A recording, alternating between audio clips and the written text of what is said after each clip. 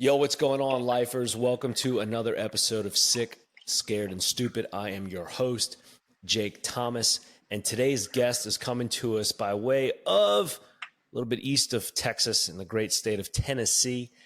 He is a man, is a friend of mine. Actually, we met earlier this year at the Hack Your Health conference here in Austin. He is an outlier in what he does and a disruptor by trade, I should say. Because of what he does, he is the founder and owner of Farrow, Farrow skincare company. He uses pork, so pig lard, to put on our skin and our bodies. What? Without further ado, Mr. Charles Mansfield. What's going on, Charles? Welcome to the show.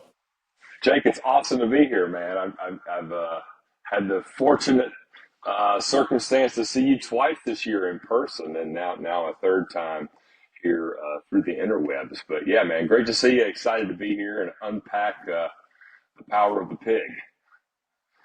Yeah, man, right on. And I said Charles. I don't know why I said Mansfield. Charles Mayfield is his name, not Mansfield. That's a typo on my part. But man, easy way to start. But like, tell us about it. Like, how'd you get into thinking about using? I don't want to say thinking about it because it's not like it's not new, right? It's new to us. It's new to what seems to be the unconventional. It seems unconventional, but it's like, it's age old. It's traditional. But what got you into doing this, first off, with using pork lard for skincare?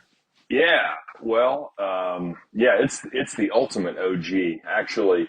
I got to tell you, man, it was half accident, I would say half desperation and half curiosity. So Nice. the tipping point, Jake, I'll never forget the day, was July 5th, 2019. I was farming hard in East Tennessee and came home with what I'm sure many of your listeners can relate to, like a stage 5 sunburn. Like one of the, everyone with light enough skin can close their eyes and reminisce about those, 2, 3, 4, 5 times where you just get absolutely barbecued. Lobstered.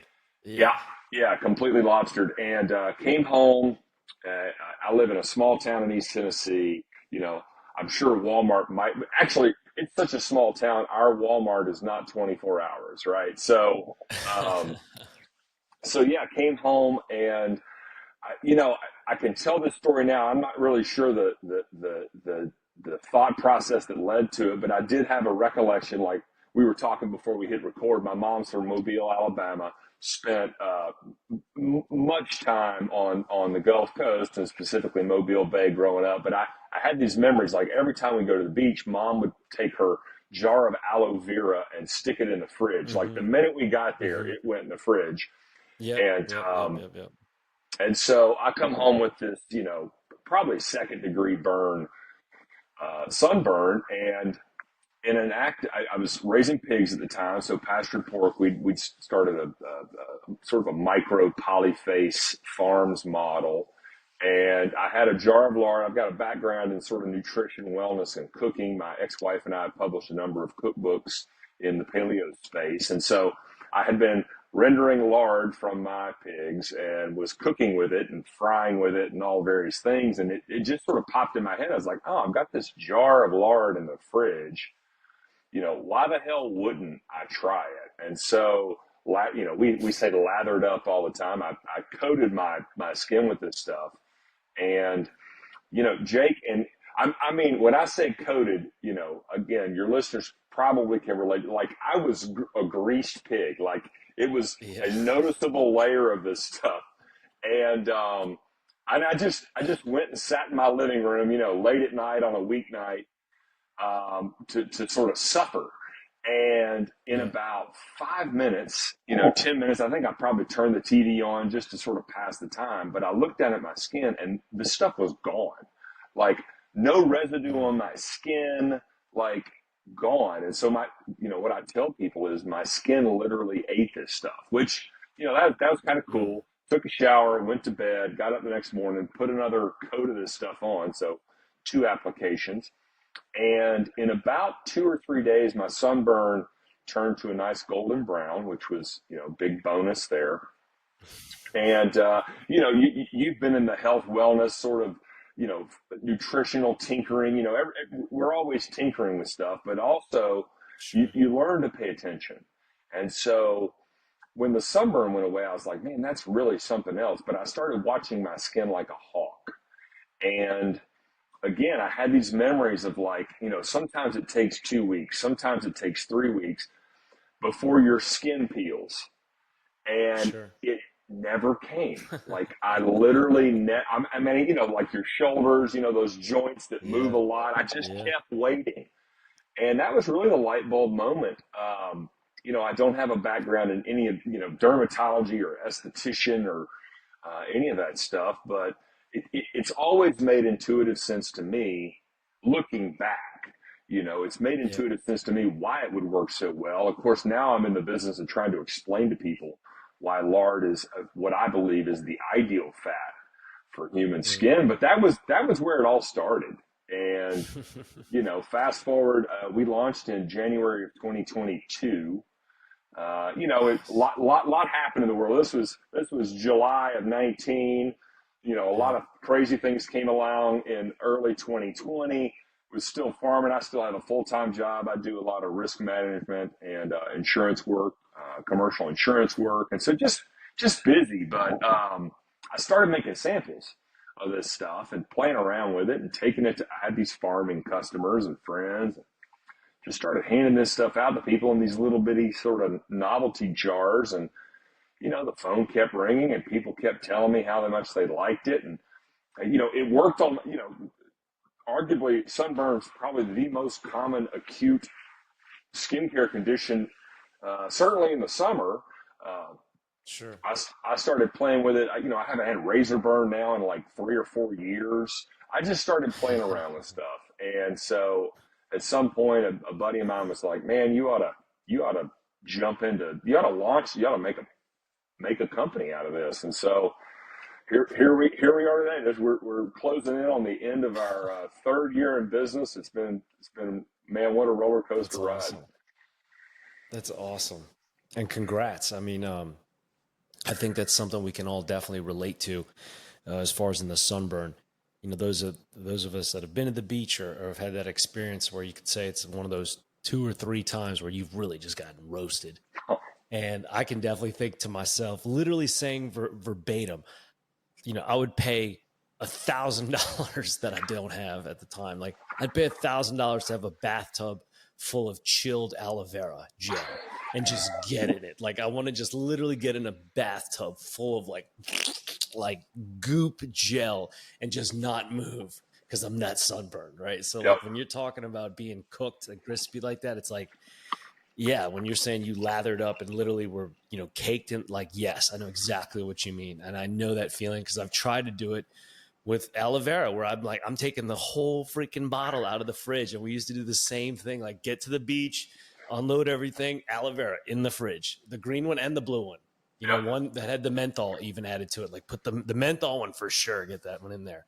So when you say that, like, yeah, I can absolutely see the same thing, but really cool that you saw not an after sheen on there, but after 5-10 minutes, like you said, of watching TV, that your skin just ate it up.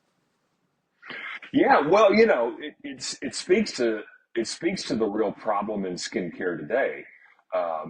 People don't understand. It's our largest organ.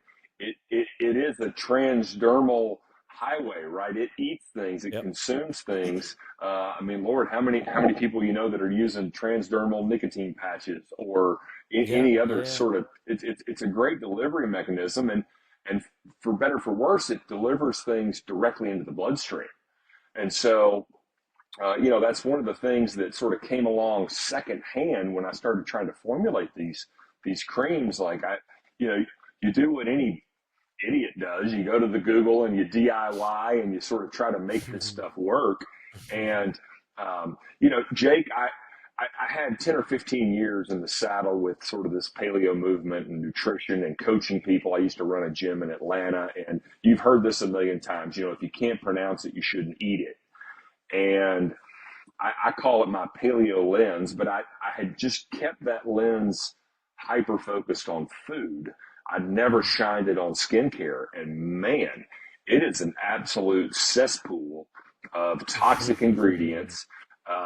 These preservatives and chemicals and phthalates and parabens and all I mean, the nice thing about our gastrointestinal tract, if you want to call it a nice thing, is it's this highly acidic environment.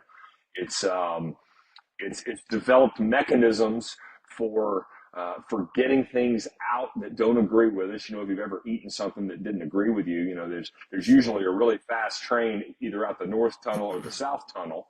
Our skin, regrettably, in today's world is bombarded by chemicals and these various compounds that didn't even exist 100 years ago.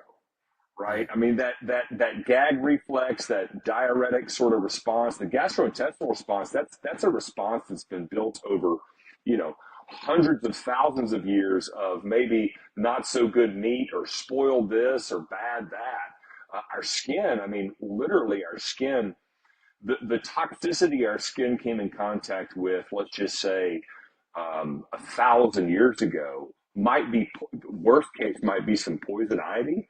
Or some other thing that was either really hot or really acidic or really cold, where you had an almost a visceral physical response to it, not a chemical response. And so that's, if I can boil it down to one of the big motivations for why I continue to do this, it is it's death by 1,000 cuts. Like the junk that they let and allow on our skin in today's world is it's literally poisoning us, one application at a time. Death by 1,000 cuts is a great way to phrase it too. And kind of what you're talking about putting all these things on, whether it's with paraffins or parabens and sulfates and preservatives and additives and adulterants, dilutants. I mean, things that are absolutely not made for us to be worn, let alone be permeated through into our skin. I was talking on another show earlier today about skincare and the sun. And since you brought up sunburn, the sun has been around for billions with a capital B, billions of years, right?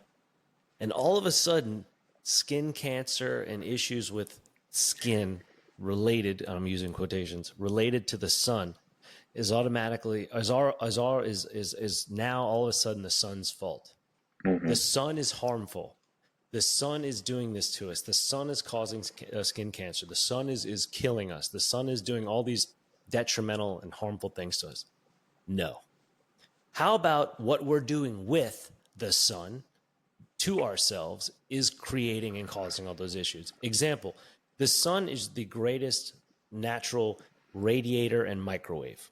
We know this. This is what it does. That provides radiation, it provides ultraviolet light, it provides microwave, it provides heat, it provides energy, it provides life. Okay, that's one-way traffic. So that is coming from this multi-billion-year-old star.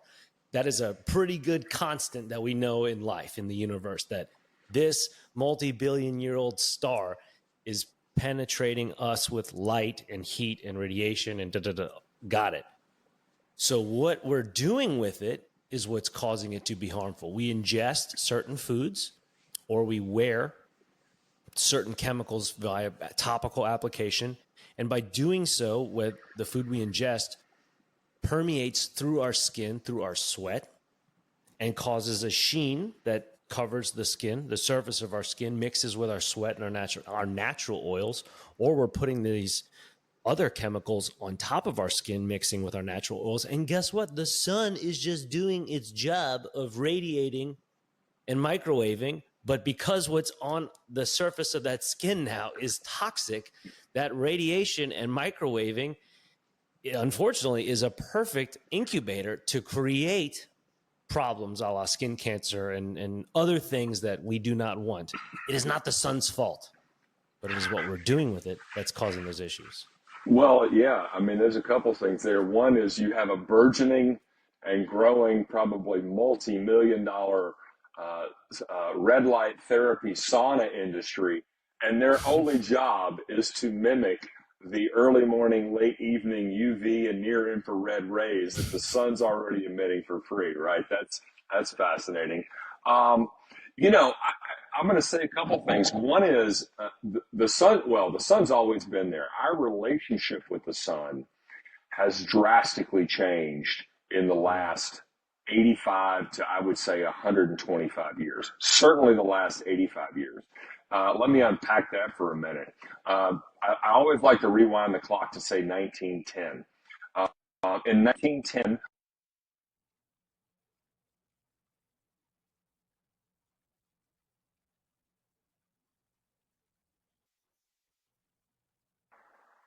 you got me? Mm-hmm. I Okay, got you. sorry. I've got my phone on do not disturb, I think, but somehow a call came in. Anyway, That's okay. for you folks out there, we're happily being able to do this. My internet's completely out, so I'm on cell data, and Jake's been kind enough to keep me on task. But in 1910, in 1930, at noon on a Wednesday or a Saturday, Mm. there, first of all, there were no swimming pools. There were plenty of ponds and creeks and rivers and oceans and gulfs and all that. But you wouldn't see people just hanging out half naked at noon anywhere. It just, Mm. you'd have a big Mm. floppy hat. You'd be fully clothed. I mean, we've been working in direct sunlight as a species for thousands of years. It's just, we weren't doing it half naked. And then along comes the skincare Mm. industry and these sunscreens because the sun's going to, hurt you. And listen, I'm all for if you want to be half naked at noon, you should probably have some protection on. Now, the sunscreens in today's world, most of them are chemical based. None of them are really mineral based. There's a handful of reputable, wonderful brands in my space, and we'll have a Yeah. sunscreen product at some point. But Nice. foundationally, I Nice. like to encourage people to step back and just develop a smarter relationship with the sun. If I go to the beach with my Agreed. kids, here's a good rule of thumb for your listeners. If your shadow is taller than you are, you cannot get sunburned. That means the sun is either low enough or far enough in the horizon that there's enough interference, atmospheric interference, that you're not going to get sunburned. Okay. Well, in the That's yeah, good. That's good. if your shadow is taller than you don't need to worry about being sunburned. Um, the best example of this is how conditioned we are. Both my kids swim, and they have like a summer swim league, right? Well, we had a swimming Yeah. event. This was June of this year. This is actually right before, maybe it was right before I met you. It was like May, June. Anyway, it was right around that time. Mm. This thing's at 6:30 at night. Okay, now it's summertime, so the sun's over here, but it's 6:30 Yeah. at night, and I'm walking around this pool, and everybody, kids, parents, everybody is just coating themselves with sunscreen. And the first thing I thought was, you idiots, Mm. there's no way for you to get sunburned right now. Anyway, when I go, I mean, listen, I don't like chemical sunscreens.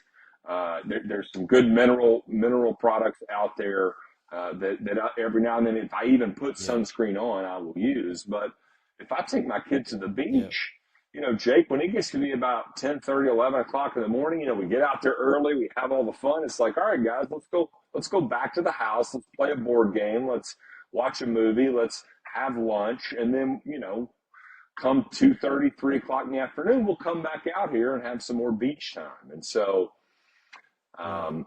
it's just, we need to develop a smarter relationship with where's the sun in the sky.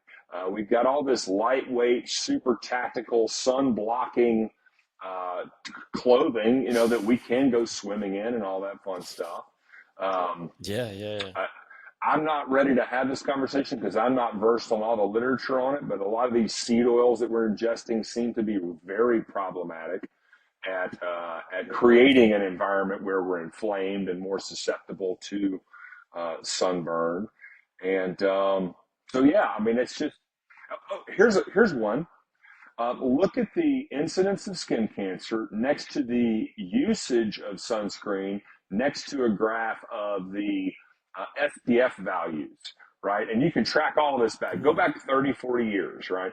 So for your listeners, like imagine a graph of a vertical and a horizontal axis. So the incidence of skincare have gone up precipitously in the last 40 years. So has the use of sunscreen in the last 40 years. So people are using sunscreen more now than they were then. And the SPF value has gone up like standard deviations of increases. Like I think when, again, we were talking about Mobile and Point Clear, well, I can just close my eyes and smell the Panama Jack sun tanning oil that my dad used to use. I mean, I'm 50. Okay, so in my Hawaiian Tropic. Hawaiian Tropic, Panama Jack, all the great stuff. It smelled like the oil. It smelled like it was an oil-based product. Okay, and I think I can't remember an SPF value higher than maybe 15 or 20 when I was a kid. You're holding up 5. I mean, these are low. I remember the Panama Jack 4, 6, 8, 10, and 12. Those were your options. Look out today. Go to the store today. We've got 150 SPF, 120 SPF. So, dude. What? Yeah. So I didn't even know that. Man. Yeah. I didn't even know you that. can go to the store right now and buy 120 SPF cream. I feel like maybe as a kid, the highest I remember seeing was like 50. And that would be like the outlier, like, oh, that must be for like it's weird to say this, but like, oh, that must be baby sunscreen, you know, like, cause it's 50, like super sensitive skin. Like, and it's just ridiculous to even say that.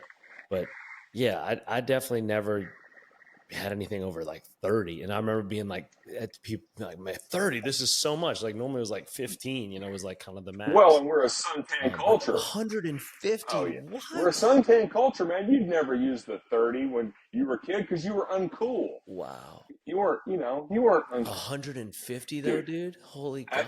But so here's the thing. If sunscreen works and SPF is valid, then the incidence of skin cancer, doesn't make sense. all three of those lines on the same graph they're all parallel. So cancer's going up, use is going up. There should be an inverse correlation. They should be exactly. Yeah. So, but there's not. That's bad advertising. Well, we don't even need to get into how smart they are on the advertising front. You know, they got everybody. Again, I'm at this swim meet at 7:00 at night, and everyone's putting sunscreen on. It's like, oh my God, y'all don't even understand. The sun right now is the best time to get your sun. You know, that near infrared, and and of course everyone's got their sunglasses on. It's like, let that UV light in your eyes, brother. Let's keep those circadian rhythms going. Now, this is the golden hour time. Explain that a little more, Charles, for everybody about the sun, your shadow being taller than yourself, and how that plays into not being able to get. Yeah, sure. So as the angle of the sun relative to where you are on the planet, and the angle can be two way. It's winter right now. Nobody in East Tennessee is getting any vitamin D right now. There's no threat of being sunburned, even if it's noon, because the angle of approach of that sunlight has to go through enough atmospheric interference. Again, think like straight down versus off to the side. There's enough. I wish I could remember all the right vernacular here based on all my science classes, but the moment of angle, or the angle of refraction. I guess you're getting enough refraction off the Earth's atmosphere to where it's only letting in a certain amount of light. You could. For those that don't know, they call it sun staring. You can go outside in the morning when the sun's coming up, and it's that beautiful orange in the morning and the evening. You can stare right at that sucker. You can sit there and stare at the sun for a good 10 or 15 minutes if you want to. Try doing that at noon. You can't, and you shouldn't. Right. And so the good simple rule is, if you're standing there, and not that you need to carry around a tape measure, but if your shadow looks taller than you are, then you're safe.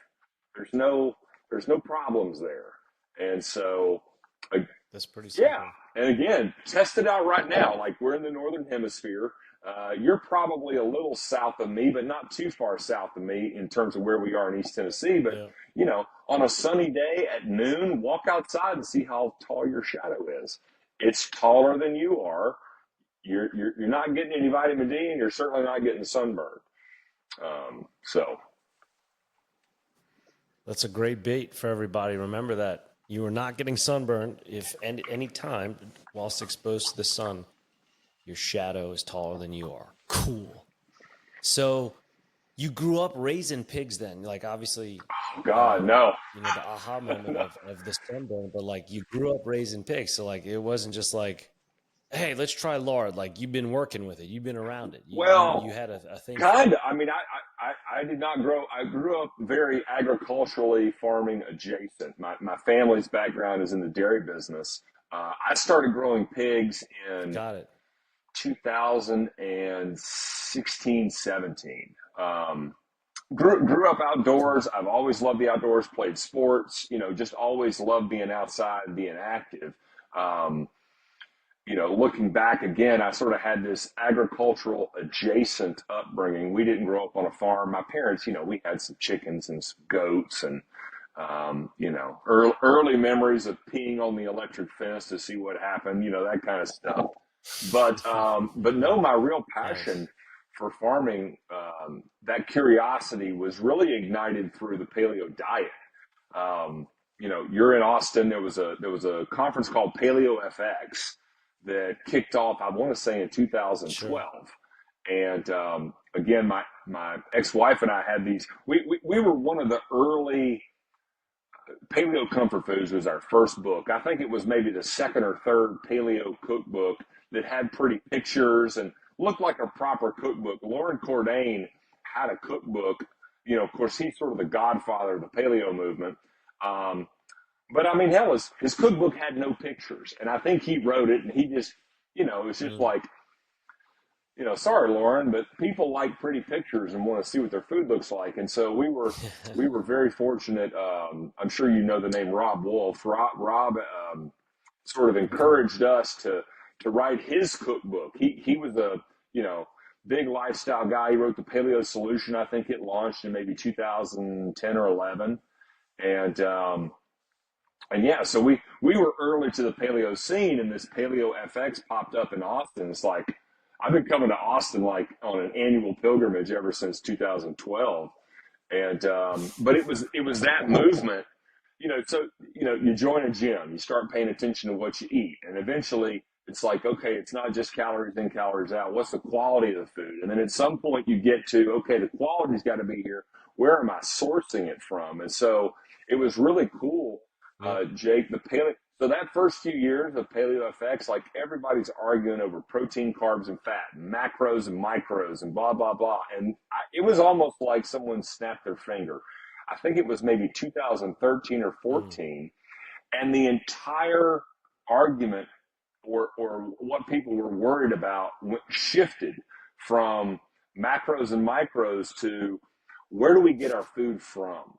Where is it sourced? How is it Mm. grown? And so, White Oak Pastures and Farm to Consumer Legal Defense Fund and Epic Provisions and, all these sort of right on the cusp of, regenerative ag and what's the soil health look like? All of this started becoming sort of mainstream dialogue around some of these events, and I just got enamored by it. Julie and I were asked. Nice. We went to Polyface Farms. I'm going to say this is the summer of 14.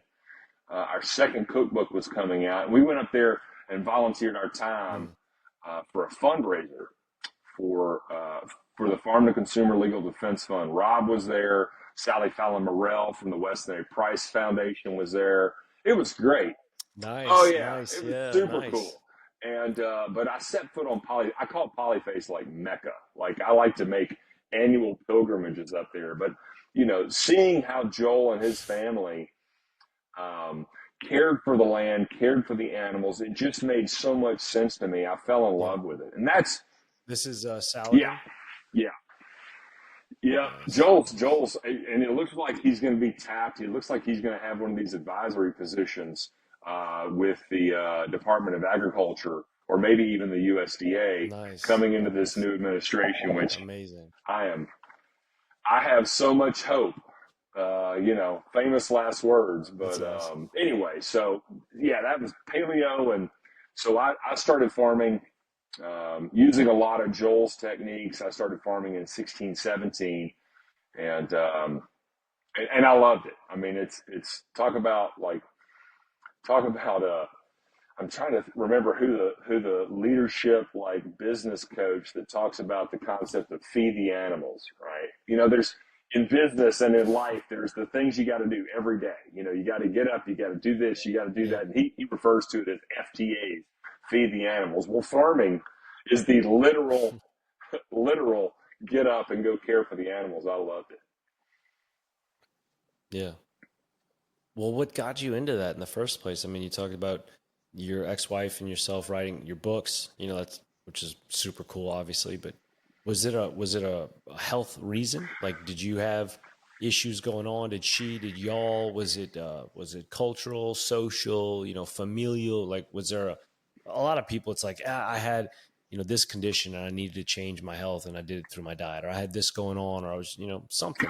Was there a specific reason for you or for y'all, or you just kind of, fall Yeah, into I it? love that question. I count myself extremely lucky, having been in this community for a long time. I know a lot of people that came to paleo or keto or any of these sort of dietary tools because they were sick Yeah. or had some Yeah. autoimmune condition. My origin story is actually I was hard and fast in CrossFit and pushed the gas pedal a little too hard. Form wasn't great, and I jacked my back up like 8 ways to Sunday. Mm, And so sort of went from this lifestyle of, 2 workouts a day, endurance in the morning, weights in the afternoon, to literally like half yeah. Yeah. bedridden, right? I mean, I spent about Mm, 6 months. I ruptured my L4-5 and L5S1. Um, yeah, oof. no fun. Back to pretty normal. I never did the surgery or anything like that. But the first thing that really popped in my head was, what the hell am I going to eat? Because I put all this work in. I don't want to become a fat, slob again, or I don't want all that excess weight back. And Yeah. uh, we were zoning really hard at the time. The CrossFit community back early, circa 2006, 7, 8, 9 was heavy Yep. Yep. Yep. into the macros and micros of the zone diet, very serious zone. Um, Yep. Found out about paleo through Rob Wolf. He was actually teaching the CrossFit nutrition certification. And so Cool. that was my motivation. And Just being yeah, around it. just being around it and wanting to maintain, the at least as close to the body composition I had gotten used to with activity Yeah. level up here in the 90 to 100% output land. That all of a sudden was down to, if I can walk to the mailbox and back, I feel like it's a victory for the day. And Yeah. Yeah. so Yeah. that's what brought me. What's kept me is, ever since then, and I'm not paleo anymore. I'm sort of I would say, carnivore adjacent. I eat mostly 99% carnivore. I like some raw dairy. Love, Yeah. I'm going to have a dessert or two over the holidays. I've been making raw ice cream as of late. So I like to Nice. tinker. Good man. But Good thank man. you. Thank you. There's nothing in the world more pleasurable than like a fresh strawberry in the spring when they're fresh, when they're Yeah. real strawberries. Yeah. Um, Absolutely. but I tell people all the time, like paleo as a template, it's just a great, in fact, if I could rewind the clock, Jake, I think paleo got overpitched as a vegetable diet back in the 6, 7, 8, 9. Totally. It's not a Totally. vegetable based diet. It's Like, a fucking meat, man. no, no. And if you could have, if I call it pick it, pull it, kill it. Sick, Scared, and Stupid is brought to you by Life Like Us. a brand dedicated to empowering individuals to reclaim their health, strength, and clarity in a world that often profits from confusion and compromise. Life Like Us believes in the power of self-determination and the pursuit of personal excellence. Their mission is to inspire a return to natural, unaltered lifestyles that support health the way nature intended. Each product is designed and produced proudly in the USA, using only the highest quality materials to share a meaningful message. By choosing Life Like Us, you're not just purchasing apparel. You're joining a movement that values discipline, self-actualization, and the courage to take control of your health. Visit thelifelikeus.com to explore the full collection and become part of a community dedicated to clarity, strength, and truth.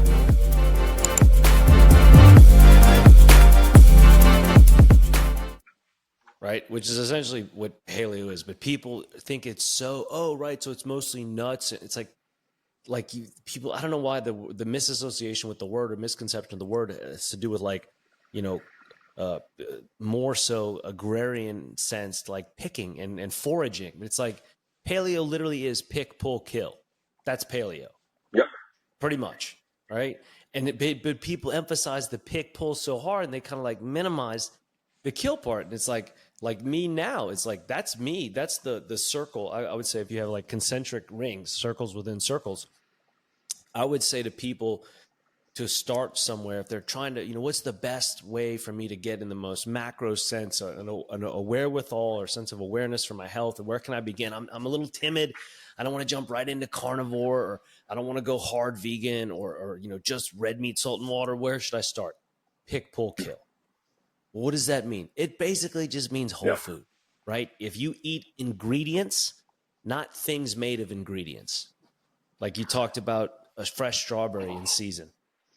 Yeah, like for 99% of people out there that are metabolically sick or dealing with metabolic syndrome or have some type of chronic disease or dietarily related illness, did not get that way from eating strawberries. They didn't get that way from eating too much okra. They didn't get that way from cauliflower. They didn't get that way from potatoes. They didn't get that way from fish, like anything. So like I'm a vegan, pescatarian, Mediterranean, carnivore, ketovore, omnivore, freaking whatever. All those diets are fine. I'm going to say that. Now, there can be nutrient deficiencies associated with some of them, definitely. There can be sensitivities and intolerances associated with some of them that I would not recommend for all people, definitely. But people aren't getting chronic disease that our country is riddled with now, and all the checked boxes that come with metabolic syndrome because they eat too much okra or too many peas or too many strawberries or too much chicken. And so I think it's just, we get caught up in that sense of tribalism with our diets where it's like, it's got to be this way, it's got to be that way. And I've been on those trains before too, for sure. But you said the word best at the beginning about these are tools. That's right.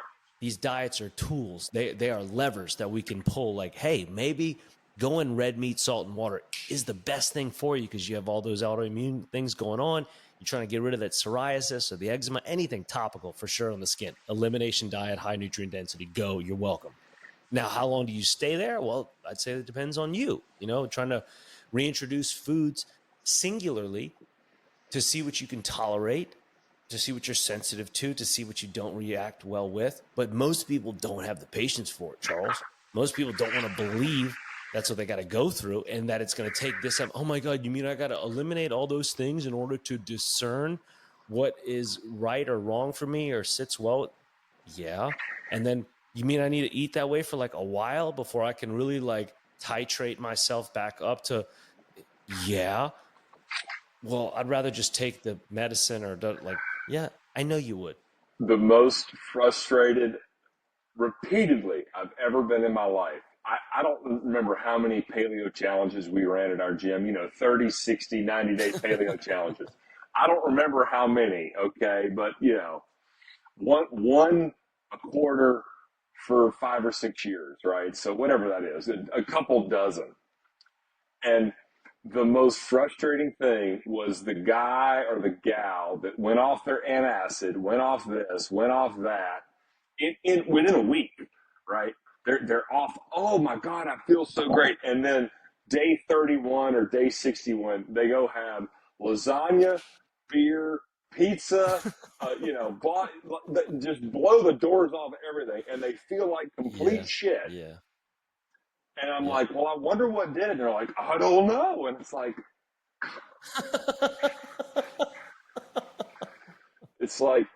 just It's tough, man. introduce it slowly. I'll tell you another one. And again, it's just an aspect of the modern world that, I mean, I'm in the business of like trying to reconnect people with this lard thing, which again, rewind the clock to 1910, like tallow didn't even exist in our food system. It was soap and candles. Like Mm. there were no grocery stores in 1910. There was like your general store, and then you had your abattoir, and then you had Yeah, your just bakery. farmers market. I mean, not even farmers market, just It was just stands, produce the stands and downtown butchers. Yeah, square was like all the little shops, right?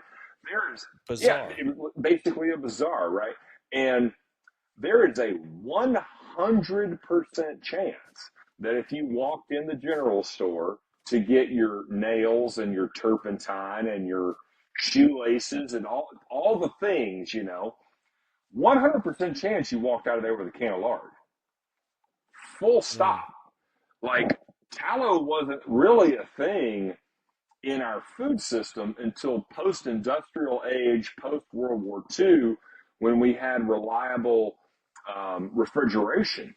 Because again, up until reliable refrigeration, you weren't even harvesting an animal, really many animals in the summer. I mean, what are you gonna do with a Sure. 1,500-pound Where you steer, gonna? Right. right? It's Right. gonna spoil in 2 days. So, um, here I am trying to reconnect people to that. Here's the other thing, like the idea of I love how you phrase it, like pick, pull. What was the third one? Pick, pull, kill. Kill. Pick, pull, kill. Right? Well, pick it and pull it. That was a seasonal thing 100 years ago. Yep. You know, Yep. you Exactly. weren't picking strawberries in December. You weren't pulling Right. okra off the stalk in March. We had a Right. seasonality. Keto, a great tool, right? Ketosis is a tool that humans developed and evolved to have to get us through the winter. So we do two things really well. This is why pigs and humans share so much biology. Humans can store excess caloric intake in the form of subcutaneous fat very effectively, Yep. right? And then we spend those winter months in ketosis, converting those excess caloric stores into energy. Into That's right. energy. And so I love keto. Let me back up. You said this earlier. It's like, who are you and what are you trying to accomplish, right? We're talking Yeah. in generalities here, Jake. I mean, if you've got an autoimmune condition, we got to dig deeper. If you've got this thing going on, we got to dig deeper. But if you're a fairly metabolically healthy person that's just trying to maintain body weight, maintain muscle, energy levels and all that, you know, all of these tools are generally a great route for you. So it's just really a matter of Yep. what's going to work best for you. But keto, in that situation, I believe keto is a great tool that should not be year round for you. If you're metabolically healthy and trying to put on, good healthy muscle and maintain your bone density and all that, hell, I want you eating some fresh fruit in the spring and some apples in the fall and Mm.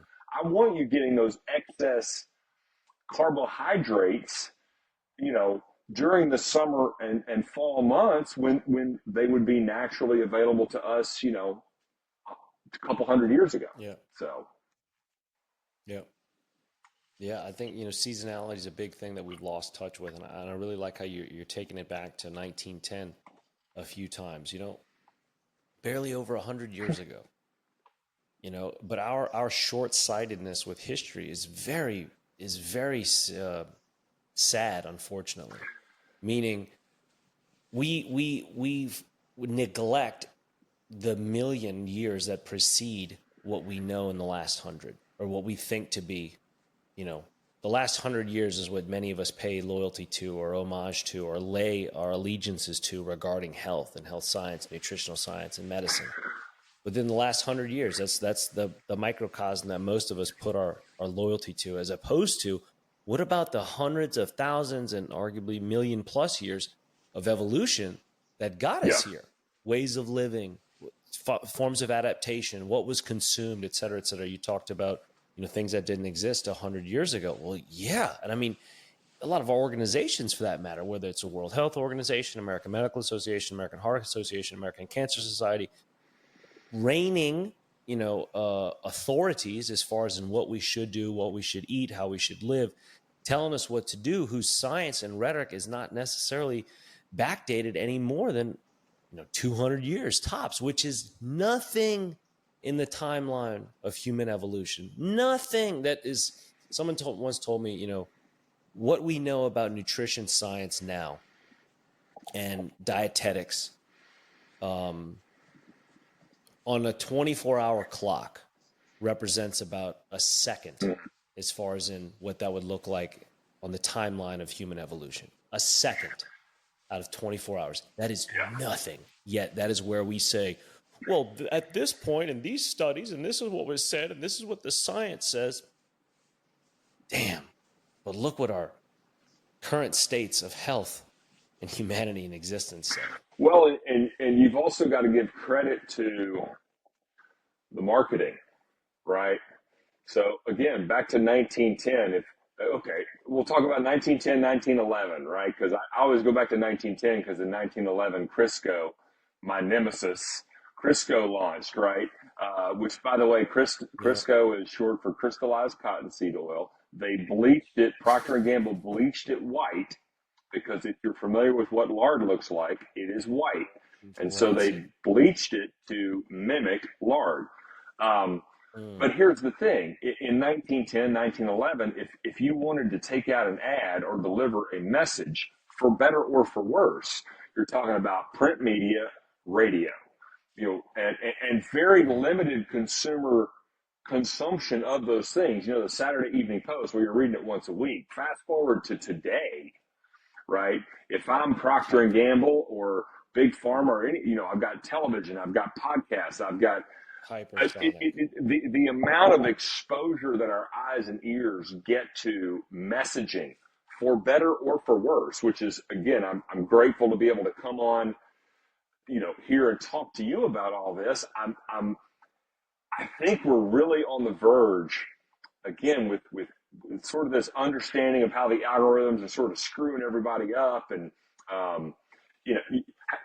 you've been in this game for a while. You didn't see keto or carnivore or any of that on social media. Like the algorithms, if it wasn't vegan and vegetarian, you didn't see it, right? The algorithms hate healthy. They hate anything that so. I've been silenced and suppressed plenty. It's unbelievable. It's unbelievable. And so, but I think we're starting to turn that corner. You can put this podcast out. You got the Rogans of the world, or Drinking Bros, or the Meat Mafia. Some of my other homies in the Austin area, right? You can send this signal out, and it's, even if the algorithms don't like it, it's up to us as citizens to just, I can't tell you how many times a friend of mine that I know suffering with an autoimmune condition or heart condition or something, right? There's no algorithm that can keep me from taking a podcast or taking some article and sending it directly to them, just saying, hey, I love you, brother. I care about you. This is worth a listen, or this is worth a read, right? And so, I feel like we're turning a corner where the marketing industrial complex, which is again pitched poor food, poor dietary guidelines, poor pharma, the idea that lifestyle, let food be thy medicine and medicine be thy food. That's been so lost, but we've got these weapons now, these digital weapons where we can just spread the word and hopefully just start to turn people a little bit toward the light, whether that be skincare or food or the sun is actually good for you. It's all this stuff, and it excites me. Again, I feel like a lot of this stuff is intuitive, but the number of people that I have conversations with, it's just a testament to how powerful this marketing Yeah. juggernaut of don't listen to your intuition, listen to me. I'm going to tell you, what to Yeah. put on your skin, what to put in your mouth, how many prescriptions you should be on. We're turning a corner, man. Well, for someone that's been, kind of on the frontier, let's say, whether it was the inception of CrossFit, I was right there with you, 2007, 2008. The origins of that, like the nutrition that came with it, getting into the paleo world early on when you did, kind of getting a foothold in that, and being on the cutting edge with that, then writing the books. Compared to, let's say, the virality of CrossFit, compared to the trendiness that was paleo at the time when you were first getting into it, what does this look like to you in comparison? Like, you've got, 2 years now with Pharaoh. Has that growth been as like hypersonic, or does it seem more viral, or does it seem, do you see a difference as far as in the awareness of your customer, or are they more educated? Are they more concerned? Like, you know, Yeah. between the other two Yeah, phases? that's a sharp question. I'm going to say, well, there's a couple of answers to that. One is we fair, our company. I have it's grassroots, like bootstrapped. I mean, if you've seen any of our videos with like the kids, like I'm still manufacturing things out of the house. Like we're still small, It's awesome. but It's part of awesome. that is by design. Like I love organic growth. I'm a big fan of the Fibonacci sequence and sort of these natural numerical Nice. organic growth strategies, right? And so um, now, all that being said, like everyone's sort of looking for that lightning in a bottle moment, right? And we would certainly welcome it. What I have seen in terms of the industry is you've seen a tremendous amount of growth in the tallow space. Now, you know, Yep. it still probably represents, if you added all of us up, lard, tallow, and I love tallow. This is not me bemoaning tallow. We use it in our products, but you add Van Man and Toops and Co. and Summer Solace, and you add all the tallow and lard, all the animal fat-based skincare companies together. They're probably 1%, if on a good day, of the entire consumer market for skincare in the U.S. Probably. It's I'm amazing. speculating, Jake, right? Amazing. But they were Amazing. 0% or 0.0001% 5 years ago, right? And Yeah. so Yeah. um, we've got a conversion. That's a What's threat. that? That's a real threat. Well, it's funny. There's a reason. And I mean that seriously. Not people like, that's not a Agreed. threat. That No, is a threat. I That totally is a agree. real So threat. I love the study of numbers. RFK brought this to the forefront for me. So he was running as an independent, right? Do you know what the rule is Yep. around independent candidacy in the presidential election in the United States of America is? If if Do that tell. candidate gets 5% of the votes, 5%, they're guaranteed an independent spot on the ballot in the next election. Instead of having to file and do all this stuff, All that. 5% is a very, very significant percentage Sure. in terms of the impact that can have on the world. And so, if we're 1% now, let's just keep forging ahead and get to 5%. Less than 3% of the pigs grown in this country. This is one of the underlying foundational premises of our business. I'm here to promote all the benefits of, if you take a pig, on the wall behind me, if you take a pig and you raise it the way it should be raised, a pastured, high animal integrity, feed it properly. If you do that, you make all these you make great food, you make the textile applications, and in my case, you make the most unbelievably efficacious skincare, right? But Mm. so I'm sitting here going, man, if we can just get pastured pork to 5% of the pigs grown in the United States of America, that's a huge benchmark, right? And so, Yeah. I mean, back to your question. Yeah, I see I see, I see the marketplace being more and more responsive to and creating opportunities for brands like mine. You know, Van Man. Again, I've seen some other companies in the animal fat based skincare market just, Yeah. you know, hockey stick, which is awesome. Um, the other piece to that, Jake, and you know this, I believe that the human species on this planet, holistically speaking, we'll just talk about I believe that American citizens across the board have reached a tipping point. Like, we have created such a toxic environment, food, skincare, the air we breathe, the water we drink. We have reached the tipping point. Great book by Malcolm Gladwell. If you haven't read it, we have reached a tipping point now, right, where I can walk into a store and you could walk into a store or a Walmart or a Disney World, and now you're now in the minority, right? Yeah. Healthy, virulent, capable, Yeah. strong American citizens Extremely. Very, very is now minority. in the Yeah. minority, and we're not below 5%.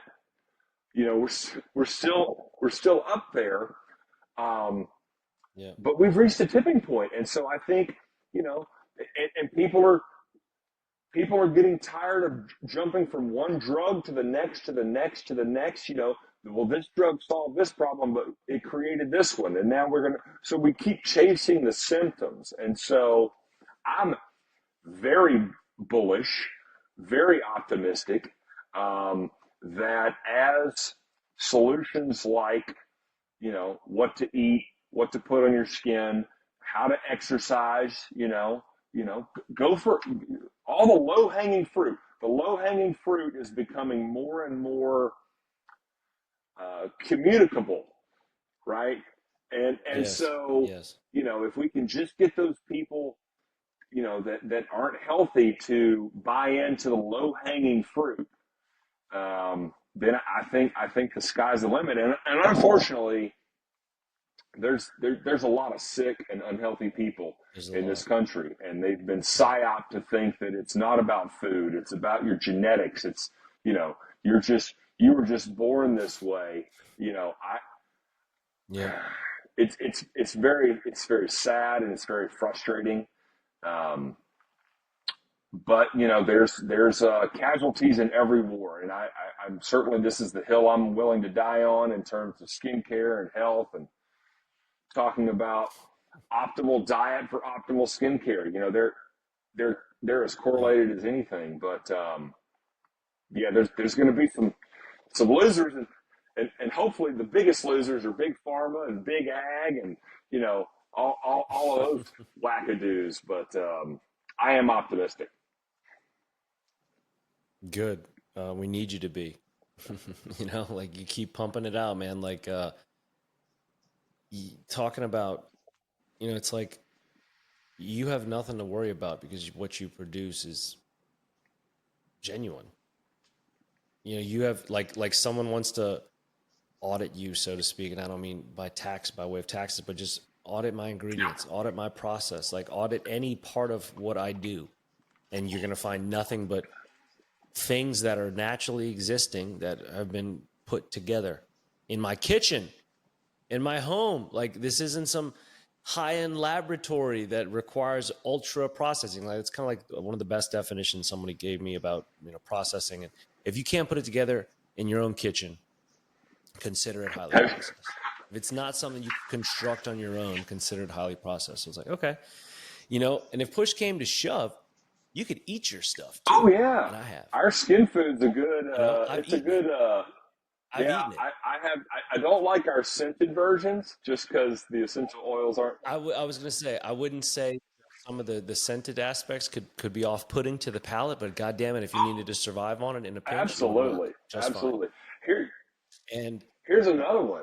try to say that with Oh somebody yeah, else, like with somebody else's stuff. Like, I don't want to eat that shit. Like, God knows what's in that, but that's the truth of it, is that you got nothing to hide. There's no wool to pull off and say, oh God, I hope they don't find out about this and that we're putting this in the water or this is in the food, because that is the truth of it. And that's the namesake of the show, is Sick, Scared, and Stupid, is that is where we are. That is our current state of health and condition and physicality and just premise of the United States. And like, I've kind of like looked at, different aspects of history and always been fascinated by tyranny and dictatorship and any type of governmental rule that is just absolutely in total control. You can pick out any place in history and use whatever person or empire as an example, but to think what people are able to believe in and rally behind during desperate times is remarkable. And when you try to control a certain group of people with religion or politics or psychological warfare, like you touched on, you can do it even in today's world. I mean, like, let's take like North Korea, for example. It's amazing that they do what they do in such an efficient manner. In no way am I condoning it. In no way am I condoning the lack of humanity that it likely exists there. I've never been there, so I only know what I read and what I see. So it could all be fake. I don't know. But they clearly do something right in the form of control, in the form of preventing influence and obstruction and whatnot from the outside world. Other places, other parts of the world with religion do it very well. Prevent, intrusion, prevent influence from entering their families and their worlds, so that their children don't know what alcohol is. Their children don't know what cigarettes are. Their children do not know what pornography is. Their children do not know X, Y, Z. But it has become more and more difficult to prevent these things from influencing and entering their worlds now because of technology and because of the age of modernity. Just the same, and kind of what you're talking about now, about the American people waking up. Yeah, because the genie is coming more and more and more out of the bottle and is not able to be put back in because there is too much information now. It is hypersonically delivered. It is so readily available on all mediums, on all platforms. It has become inescapable to where you can be the dumbest, the lowliest, the most off-grid, uninterrupted, non-touchable, non-concerned person, but in some form or another, it's going to hit you. It's going to get on your radar. It's going to get into your eyes. It's going to get into your ears. So somehow you're going to be exposed to it. And I think that is really the greatest asset that you have, I have, we have, and this whole kind of mission has, is that it's just this omnipresent sense of inescapability to where you thought you could hide. Talked about Mobile. You thought you could hide in Mobile, Alabama and not have to worry about, well, guess what? It's there too. You thought you could hide in Laredo, Texas, Jake, and not have to, it's there too. You thought you could hide in New Orleans. It's there too. Like, now is this sense of omnipresence in the form of health consciousness that I think was not here even just a few years ago. And I think that is the greatest ally that's on your side, my side, our sides, and the thing that's for sure here to stay. Can we keep talking while I step outside real quick? Awesome. So, a couple things for your listening audience. I raced home from the road and I got to go to the bathroom. You can hear me okay? Yes, so sir. The operative word in the name of your podcast is scared. Because if you can scare people, they will become sick, right? And so that's what they've gotten really good at, is this fear piece, right? But again, I like to couch everything with a huge sliver of hope. You're familiar with the Siete chip brand? Absolutely. I was again talking about that earlier today, and I said how in no way is that company worth $1.2 billion. Not every chip, not every bag, not every asset, not every patented or trademark piece of IP, recipe, every building not worth $1.2 billion. But Pepsi, to them, it is worth every bit of that to absorb, to remove them as a threat. Well, I'm gonna add a sliver of positivity to what, because the minute that happened, okay, I'm back, everybody, by the way, thank you. The minute that happened, everyone comes out of the woodwork, right? And they're like, oh, Siete's ruined. Just it's only going to be Yeah, a no, matter of like time. God, good for them. Good for them. God God bless bless them. them. But here's the really important point, and I lean into this all the time because we've seen it happen time and time and time again. Okay, Burt's Bees. Burt's Bees was this hyper reach. Yeah. Was that Clorox? What's that? Was that bought by I Clorox, think right? so. It's hard to know who's at the very top 2017? of the who's really buying it because there's been so much consolidation. But I like to I think it was okay, Clorox, like 2017. I like to point at Mark Sisson's company, Primal Kitchen, right? Provocation. And I would point this same thing at Siete, albeit this is Epic Brands, right? Epic sold. Mm-hmm. Um, Mm-hmm. and here's the thing, listener, you have the power in your hand to at the very moment you go buy a bag of Siete chips, and it doesn't say avocado oil, the ingredients that made this company great, and the and the commitment to quality that made consumers want to buy these chips and Yeah. patronize this company. The very second that no longer exists, you hold in your hand the power to tell the entire world Siete has fallen, right? Make America. Oh, I love it. But here we have again. You always sort of hold your breath a little bit, but Primal Kitchen, which I Yeah. can go to. I can go to the Walmart in Athens, Tennessee, and buy that damn Buffalo awesome salad dressing sauce of his. I can do it Mm, right now in Podunk, East Tennessee at the Walmart. But I pull that ingredient list out, nice. and it is the exact same ingredients that I bought in when Mark launched his company, whatever, 3, 4, 5, 6 years ago. Okay. The point being is this is the natural progress of progress. Yes. I'm fired up as hell that someone was willing to write Siete a $1.2 billion check for this Yes. company, and That's admission of like, hey, we yeah, see that's you. right.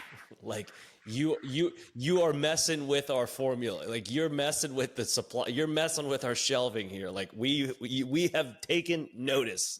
We get it. I call it the Coca-Cola theory. Coca-Cola as a Yeah. brand, God love them, hasn't developed a soft drink in like 40 years, right? They've just They just acquired let many. the up and comer come along and develop something cool, and they come in and stroke a big check. Apple does Of the same thing. course. Apple does the same thing with apps. Oh, what does your app do? Oh, cool. It listens to music and tells you the song. Great. We're gonna put it on the next iOS. Yeah. Well, or if you're not willing to take this check, then maybe we'll just make it not available on Apple.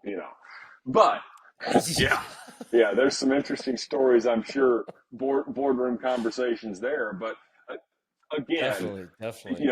it's up to Faro, it's up to it's up to it's up to Siete to raise the Yeah. bar, develop relationships with consumers, stay committed to transparency, stay committed to highest and best ingredients and education and all those. It's up to us to build the next thing, and then it's up to the Yep. consumer. Again, look, dude, stroke me a check. I mean, that's a pipe dream to think about. The couple $100 million, you know, event, right? But it's not outside the realm of possibility. My point is, it's up to the Totally. entrepreneur to build it and the consumer to support it, and then it's up to the consumer to hold the big boys accountable, to continue to make sure that they're patronizing the right people. And you know, I don't care that Clorox or Procter and Gamble or any of these other companies are making money on products that are clean and safe and transparent. Because I know the minute Sure. they change that formulation, it's up to, the minute I'll go to the fridge right now and get my Buffalo Primal Kitchen sauce. The minute the ingredients change on that jar, It's it, different. it we have the power. And I love Mark Sisson. I Right. respect him. So, as long as the day is, but you can bet your butt that I will spend the 2 seconds once a month when I'm buying this stuff or once a quarter, and I'll flip that jar around and I'll check the ingredients just to, Love it. you know, buyer beware, because Yep. it does happen. Yep. It does happen. But Yep. if who bought him? Was it General Mills? Yeah, I think General Mills acquired Primal Kitchen. Yeah. If General Mills is smart and wants to keep that revenue stream coming in, they won't screw with the Don't change it. ingredients. So Yeah. anyway, Yeah, because exactly, you're buying also that conscious customer. absolutely. That's what you're paying for, not only the trade secrets, so to speak, but you're buying that customer. And it's like, what's the value of that? Like the customers would put that name and put that product on the map and what keeps them coming. So like if you disrupt the ingredients, you potentially disrupt the customer. And I'll say, or ask you one last thing before we let you go, because I know you're a busy man. You got to make good products for good people. Do you, is it, how do I say this? It's got to be really cool to see how conscious your customers are for your product. Huh. Conscious and curious. Man, it's Yeah. They like, no one's like, I don't know. Like, look, you mentioned Coca-Cola. How many Coke bottles of Coca-Cola have I drank in my life? Or just like, I'll have a Coke. Like how just kind of in passing and just passive of an experience it can be, as opposed to like, man, this is going to be amazing. I will say this. There were years in my life when I was diving a lot offshore. And at the end of the day, I would always bring one bottle of Coca-Cola for a dive day. And I would have it at the end of a dive, like when we finished the day. So if we made a ton of dives at the end of the day, and I'd have a box of Popeye's chicken, and it would be cold in the ice chest, but it was just so good. At the end of the day, Popeye's chicken with a Coca-Cola, and it was like a victory thing. There might be a few other very conscious moments of like, this is going to be so great. This means a lot to me. But like your customers, nobody's just kind of like, I guess, kind of mopey. It's like, it's pretty specific and purpose driven, I would say. And asking you as a business owner, that's got to feel pretty Oh, it cool. feels super cool. I mean, the stuff that's so I got into this because of the sunburn, right? I'm I'm still here because um, there's an email. You can't get sunburned Well, no, anymore? I'm still here because I hear from other people, our customers, Yeah. and Jake, literally insert any skincare condition you can possibly imagine. I mean, the spectrum, precancerous, this, eczema, psoriasis.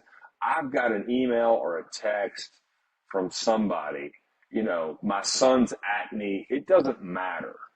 I have stories of Mm. people that have gotten relief, have felt better, have seen, you got to be so damn careful these days. Like, I can't tell anyone that my stuff heals this or heals that, or, I mean, the lawyers are just sitting there waiting for you to say the wrong word. But No. when people tell me the impact, and it's not the eczema. It's the smile on their daughter's face because she can go to school now and not get picked on. Like, holy shit, dude, I'm gonna cry Mm. myself to sleep tonight. Mm. And so Yeah. that's a big part of it. My daughter's 10. Here's another big part of it. My daughter's 10, and when you drive a Volkswagen, you see all the Volkswagens on the road, and so I'm Yeah. picking up. I see it now. I hear it. I see all the marketing and all the pointed advertising by big cosmetics, big pharma, I mean, look at the commercials. Eczema is being normalized now. All these skincare conditions are Mm. being normalized with the pharmaceutical ad, right? But Totally. Just take yeah, this. but also the TikTokers and these cosmetic brands and these companies, they're targeting their advertising at younger and younger and younger girls. Yes. And it's like, Yes. damn it, not on my watch, homie. And so I'm having those conversations. I can't necessarily convince my daughter that not going to put, some blush on her. I mean, she's too young for half that shit, but I Sure. can, we don't do cosmetics, but like Toops and Co., this company I'm a big fan of them.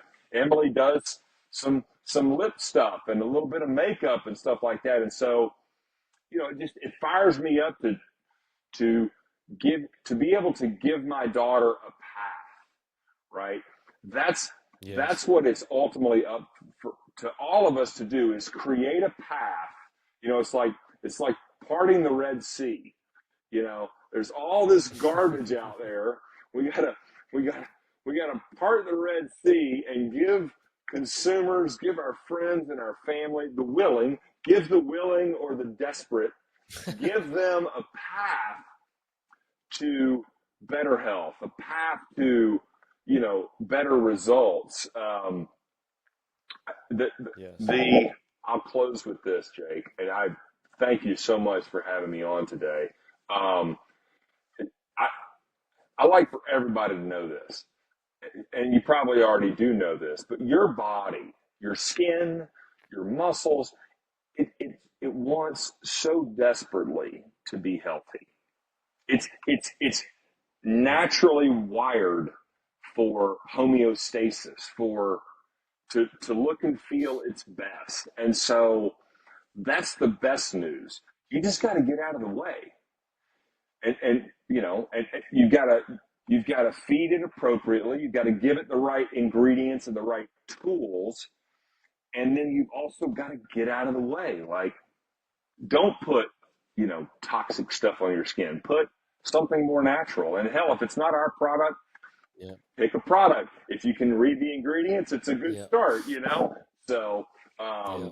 Yeah. that's the hope I really like to leave a lot, because again, there's a lot of sick, there's a lot of hurting, there's a lot of metabolically deranged people, and I like them to understand and know it's okay. Your Yeah. body, it so wants for you to look and feel better. Let's just sit down and sort of talk about that low hanging fruit. How can we take the minimum required step forward? And so yeah, that's what I got, man. That's awesome. I really appreciate it. It's good. Thank you for your time, Charles, and for hanging out with us today, and your passion and your commitment to doing what you do, man. It's much appreciated as a friend, as a consumer, and looking forward to see Well, more. I can't wait to make another trip to Austin and see. Are you coming? Are you Same. coming to Hack Your Health in the fall? I'll be Awesome. there. I'm I'll be fired up there. about the Tampa location. Yeah, I man. think that's going to be Yeah, out of I'll this be there world. for sure. Um, For sure. well, thank you. If Yeah, man.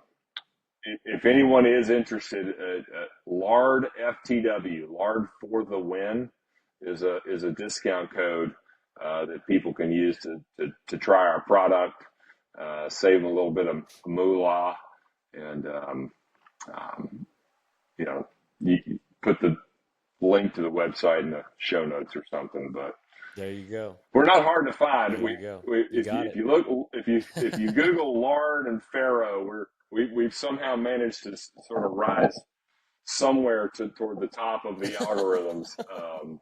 But no, Jake, it's great to see you, man. I love chopping it up with you. It was great to see you a couple of weeks ago, and my trips to Austin will be much more frequent, I hope, in 2025. So looking forward to the next time we can press palms. Right on. Same.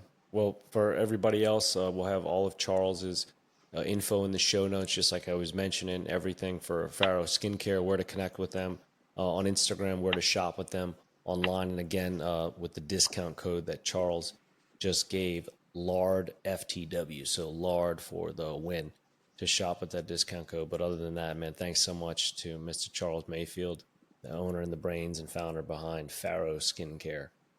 For everybody else, this has been another episode of Sick, Scared, and Stupid. I'm your host, Jake Thomas. We'll see you next time.